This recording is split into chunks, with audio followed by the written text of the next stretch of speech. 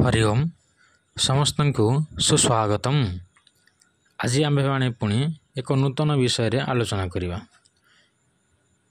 रजुवती फलर बार विषय आम जानी क्यों बार झीटे आद्य ऋतु व आद्य ऋतुचक्र जो आरंभ हुए फास्ट करी प्रथम करी जो ऋतुचक्र आरंभ हुए जहाँ पुष्पवती बोली कहुए रजुवती रजस्वला पीरियड्स जो आरंभ हुए प्रथम करी क्यों बार कि फल मिले क्यों फल मिले ता विषय आम आलोचना करते। आज मास विषय आलोचना करवा। क्यों मासरे झीटी प्रथम करी रजुवती हेब रजस्वला हेब ताहेले क्यों फल मिल और तार प्रतिकार कौन आम जानिबा। 12टी मास अच्छी प्रथम हूँ बैशाख गीत माध्यम जानिबा।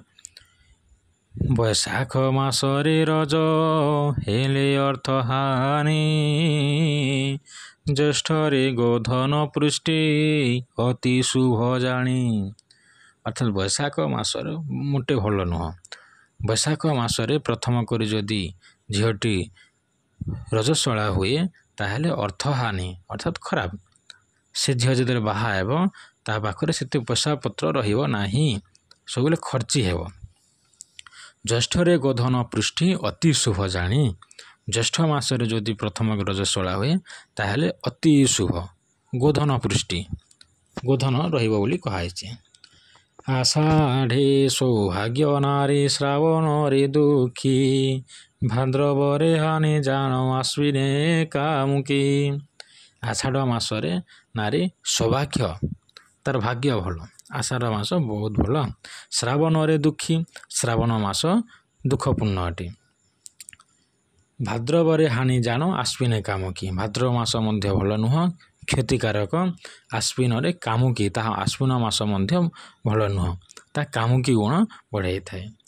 कार्तिक रे धनवती मार्गशीरे भ्रष्टा पौषरे चंचलमती माघे हुए श्रेष्ठा। कार्तिक रे धनवती कार्तिक मासरे झीटी प्रथम करी रजवती हेले धनवती हुए। मार्गशीरे भ्रष्टा मार्गशीर मासरे भ्रष्ट आचरण करे। मार्गशीर मासरे जदि प्रथम करी रजवती हेब रजस्वला हेब ताहेले ता भ्रष्टा। पौषरे चंचलमती पौष मासरे झीटी चंचलमती हुए जदि रजवती हेब। माघे हुए श्रेष्ठा माघ मासरे बहुत बढ़िया। फाल्गुने पुत्रवती चैत्री रोगिणी रजचक्र मास फल मनोहर भणी। फाल्गुन मासरे पुत्रवती अर्थात बढ़िया। चैत्र रे भल नुह रोगिणी बोली कहुई। ये जो रजचक्र मास फलरा कहली ताहा मनोहर भणी मनोहर मेहर एटा लिखिछन। ये जो मास फल विषय कहली निज मनर मु किछि कही नाही या पुस्तक रे लिखाई मनोहर मेहर या लिखिछंती। हाँ वर्तमान जानिबा मास क्यों मास भल खराब आम जानिले।